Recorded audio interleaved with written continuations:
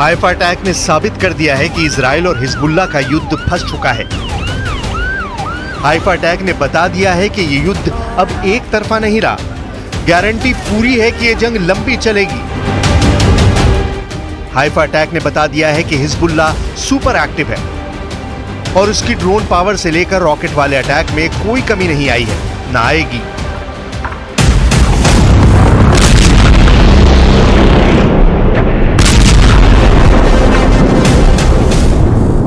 Haifa में Israeli अड्डों पर जिस तरह हिजबुल्लाह के ड्रोन फटे, वो नेतन्याहू की आर्मी के लिए बहुत बड़ा झटका कहा जा रहा है। हिजबुल्लाह का C3 इस वक्त इजराइल के लिए सबसे बड़ा खतरा बन गया है। C3 का मतलब 3C। 3C के मायने कमांड, कंट्रोल और कम्युनिकेशन। यानी हाइफा अटैक ने बता दिया है कि हिजबुल्लाह का C3 बरकरार है। अब सवाल उठ रहा है कि जो लीडरशिप और फोर्स का ऑर्डर हसन नसरल्लाह के वक्त मौजूद था, वो अब भी जिंदा है, या ये कहें कि हसन नसरल्लाह मरकर भी हिजबुल्लाह को कंट्रोल कर रहा है। यही मैसेज पूरी दुनिया को जा रहा है।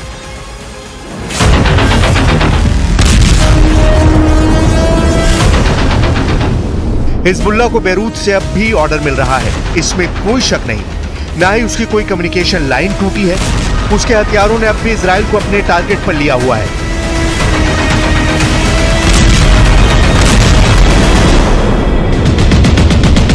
ये सब तब देखा जा रहा है जब दक्षिण बैरूत को मिटाने के लिए इजराइल लगातार हमले कर रहा है। दक्षिण बैरूत की कोई सड़क ऐसी नहीं बची जहां पर गिरी हुई बिल्डिंग का मलबा नहीं नजर आता।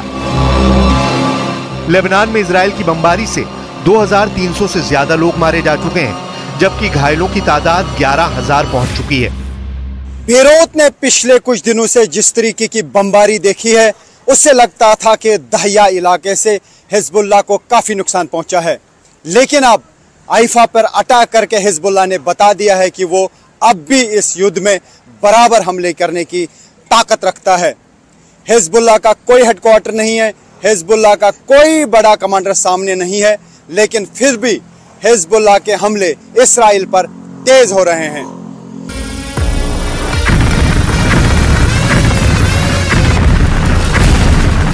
हिजबुल्लाह का मकसद साफ है और हाइफा से आने वाली तस्वीरें उसके मकसद को पूरा भी कर रही हैं। हाइफा की सड़कों पर एम्बुलेंस और मिलिट्री की गाड़ियों को दौड़ता हुआ देखकर पूरा इजराइल ही नहीं, अब दुनिया पूछ रही है कि हसन नसरल्लाह और उनके कमांडरों को मारने के बाद भी हिजबुल्लाह का नेटवर्क कैसे चल रहा है।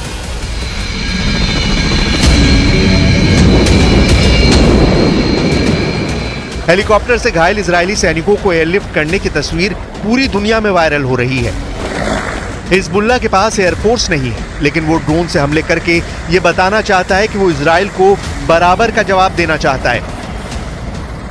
हिजबुल्लाह साबित करना चाहता है कि इजराइल दक्षिण लेबनान में घुसकर जो ऑपरेशन कर रहा है, उसका जवाब वो हाइफा में दे रहा है। इन दोनों तस्वीरों में एक तरफ इजराइल बहुत मजबूत नजर आ रहा है जब वो हिजबुल्लाह के गढ़ में जमीनी अटैक कर रहा है, तो दूसरी तरफ हाइफा में उसके पूरे डिफेंस सिस्टम की पोल खुलती हुई नजर आ रही है।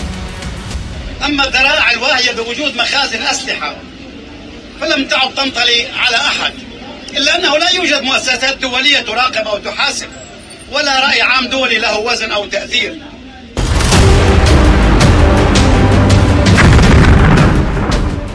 हिजबुल्लाह ने दक्षिणी हाइफा में गोलानी ब्रिगेड के अड्डे पर हमला किया। यहाँ इजरायली सेना का बिनयामीना अड्डा है और यहाँ पर ड्रोन से पूरे इजराइल में हड़कंप मच गया। हाइफा में इजराइल के बहुत ही खास मिलिट्री अड्डे पर हुआ ये बहुत ही खतरनाक हमला रहा। ये नेतन्याहू की बड़ी नाकामी बताई जा रही है। Hezbollah is dug in. It's much better defended. It's much better forces. They've got much better trained by the Iranians, and they've got tremendous faith. I probably think they will fight on. They'll take a few days to reorganize the command and control, because that has been utterly destroyed by very good Israeli intelligence and incredible.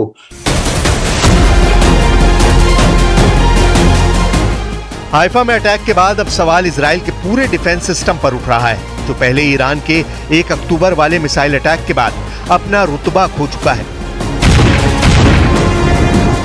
सवाल है कि क्या Netanyahu का पूरा air defence system इस वक्त सो रहा था जब हिजबुल्लाह ने हाइफा पर ड्रोन लॉन्च किए और इजरायली सेना के बहुत ही खास ठिकाने को टारगेट बनाया।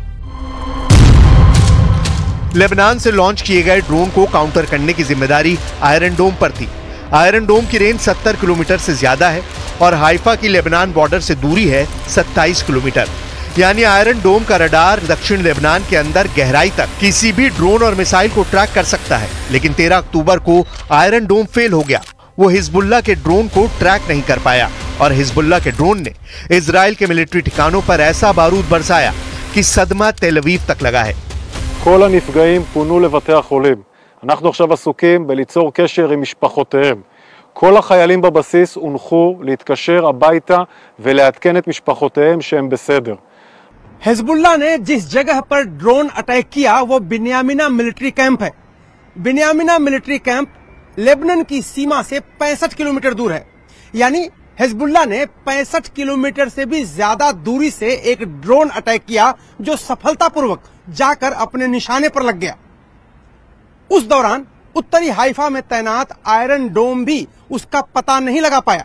तभी तो इजरायल की एयर सीमा में बिना किसी रोक टोक के ये ड्रोन बिन्यामिना मिलिट्री कैंप पहुंचता है और वहां बड़ा धमाका कर देता है।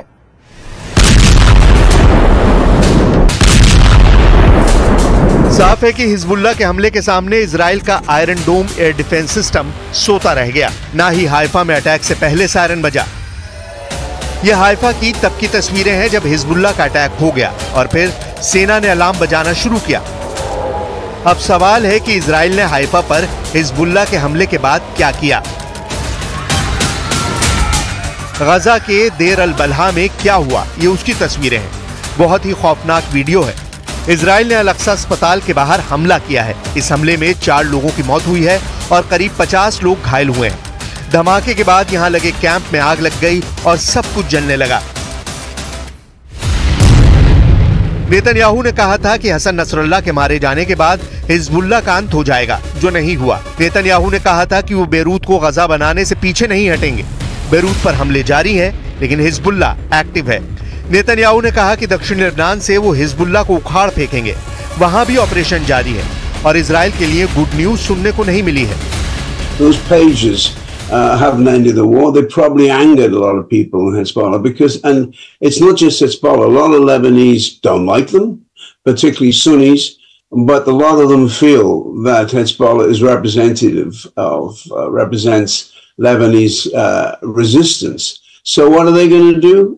If Iran lets them, they'll fire some more of the ultra-precise weapons in the next few weeks. So probably that's going to happen. Hezbollah और इजराइल की लड़ाई सिर्फ बॉर्डर पर नहीं हो रही, ये कई फ्रंट पर हो रही है। और नेतन्याहू के लिए बड़ी फिक्र की बात यह है कि अब ये फ्रंट इजराइल के अंदर खुल चुका है। इसमें कोई शक नहीं कि इजराइल अब बेरूत पर बमबारी का नया रिकॉर्ड बना रहा है। लेकिन इजराइल इस वक्त बहुत ज्यादा दबाव में है। नेतन्याहू ईरान पर पलटवार करने की सोच रहे हैं, लेकिन पुतिन और पेजेशिकियान की मीटिंग के बाद ईरान से जो रिपोर्ट आ रही है वो इजराइल के लिए बुरी खबर कही जा रही है।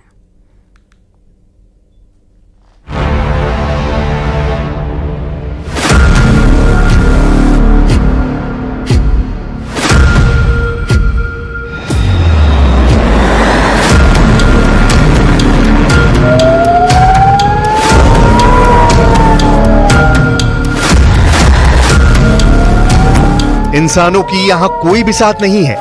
यहां कदम कदम पर मौत है, आसमान से बरसती मौत। हिजबुल्लाह सिर्फ युद्ध में मार नहीं खा रहा, इजराइल को मार भी रहा है, तबीयत से मार रहा है। ये देखिए दूसरा रॉकेट, ये देखिए दूसरा रॉकेट, तीसरा रॉकेट, चौथा रॉकेट। मार इतनी भयानक है कि उसका trailer news 18 India reporter Arun Singh और वीडियो जर्नलिस्ट राकेश नेगी ने कैमरे में कैप्चर की है। ये शोर सुनिए, रॉकेट की रफ्तार देखिए, फिर धमाके का असर खुद ब खुद समझ सकेंगे। कलेजा थर्रा देने वाले दृश्य अब इजराइल में दिख रहे हैं।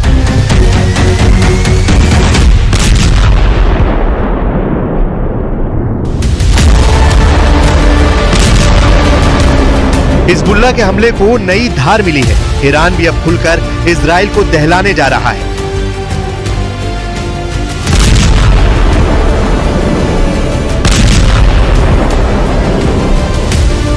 वजह ईरान को अब एक ऑर्डर पर मिलेगा हर हथियार। खामनेई की डिमांड पर रातों रात मिलेगी हाइपरसोनिक मिसाइल।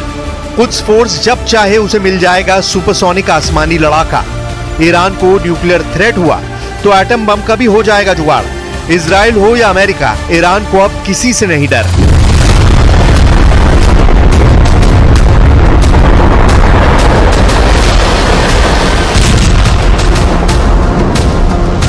ईरान कभी भी इजराइल से नहीं डरा। ईरान ने हर बार इजराइल के हमले का जवाब दिया। ईरान ने बम के बदले मिसाइल से दहलाया। लेकिन अमेरिका के वॉर जोन में आने के बाद से ईरान की जमीन खिसक गई थी। ईरान को सुपर पावर के जंगी बेड़े डरा रहे थे। ईरान को न्यूक्लियर बमों से लोडेड फाइटर जेट से बचने का कोई रास्ता ही नहीं मिल रहा था।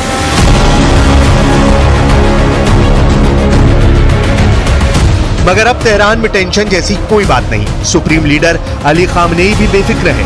वजह है मॉस्को से हुआ एक ऐलान। ईरान को रूस से क्या क्या गारंटी मिली है, डिटेल व्हाइट हाउस तक पहुंच गई है, जिसके चलते करीब एक हफ्ते से नेतन्याहू से बातचीत नहीं कर रहे प्रेसिडेंट जो बाइडेन ने फटाफट मीटिंग फाइनल कर ली है। यानी 2 हॉटलाइन एक्टिव है 24/7।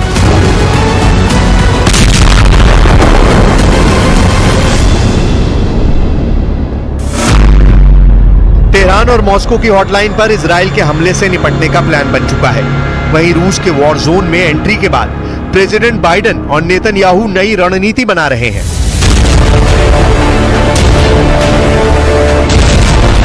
लीडर्स की वॉर प्लानिंग से अलग युद्ध के मैदान में खून खराबे की लिमिट क्रॉस होती जा रही है। हिजबुल्लाह के रॉकेट धमाके हाइफा में हाहाकार मचा रहे हैं।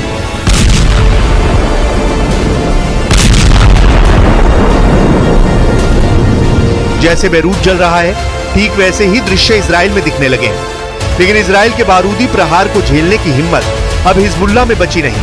हिजबुल्लाह सीज फायर की दहाड़ लगा रहा है।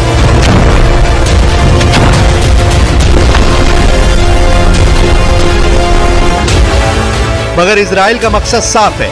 हिजबुल्लाह, हमास, हूती के साथ इन सब के अघोषित आका ईरान की तबाही। אנחנו משנים את המציאות מקצה אל קצה. וכל העולם משתאה מהמכות שאתם מנחיתים על אויבינו, ואני מצדיע לכם ואומר לכם, אתם דור הניצחון. יחד נילחם ויחד ננצח, בעזרת השם. जबकि युद्ध में इजराइल को भी भारी कीमत चुकानी पड़ रही है। हिजबुल्लाह लड़ाके इजराइल को घर में घुसकर दहलाने लगे हैं। यह हाइफा सिटी का हाल है। हिजबुल्लाह आर्मी ने हाइफा में रॉकेट धमाके की झड़ी लगा रखी है।